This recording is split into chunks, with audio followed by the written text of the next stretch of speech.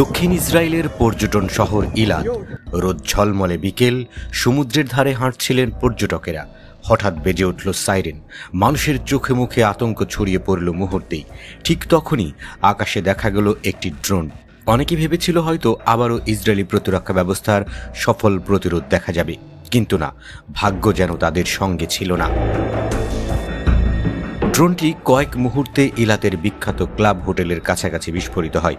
বিকট শব্দে কেঁপে ওঠে চারপাশ। আতঙ্কিত চিৎকারে গমগম করতে থাকে এলাকা।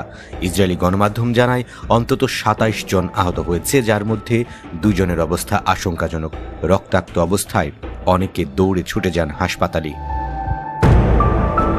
চ্যানেল 12-এর খবর অনুযায়ী বিস্ফোরণের আগে দুটি শক্তিশালী শব্দ শোনা যায়।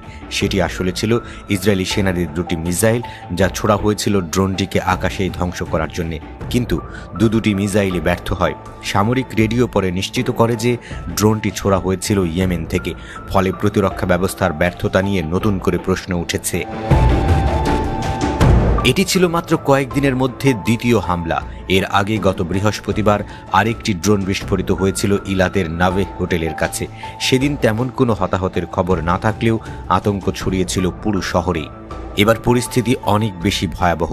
বিস্ফোরণের ধাক্কায় বিদ্যুৎ সংযোগ বিচ্ছিন্ন হয়ে যায় শহরের কিছু অংশে।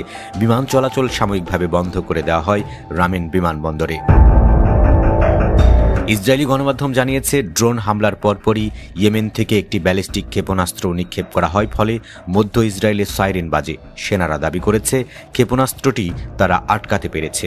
তবু একদিনে 3টি ড্রোন আর একটি ব্যালিস্টিক ক্ষেপণাস্ত্রের মতো 4টি বড় অপারেশন যে ইয়েমেন থেকে চালানো হয়েছে, সেটি ইসরায়েলের জন্য বড় হুমকি হিসেবেই দেখা হচ্ছে।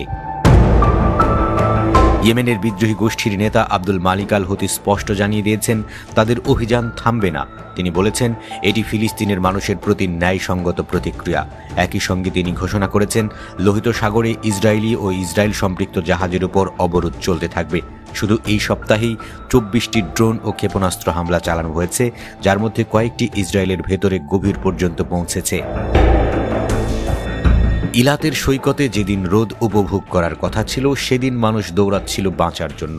আতঙ্কে ছোটাছুটি করা সেই মুহূর্তগুলো যেন আবার মনে করিয়ে দিল যুদ্ধের আগুন কতটা দ্রুত পর্যটনের শহরকেও গ্রাস করতে পারে। ক্ষতিগ্রস্ত ভবন, আতঙ্কিত মানুষ আর আহতদের কাতর শব্দ সব মিলিয়ে এক বিভীষিকাময় চিত্র এঁকে দিল ইসরায়েলের দক্ষিণ প্রান্তে।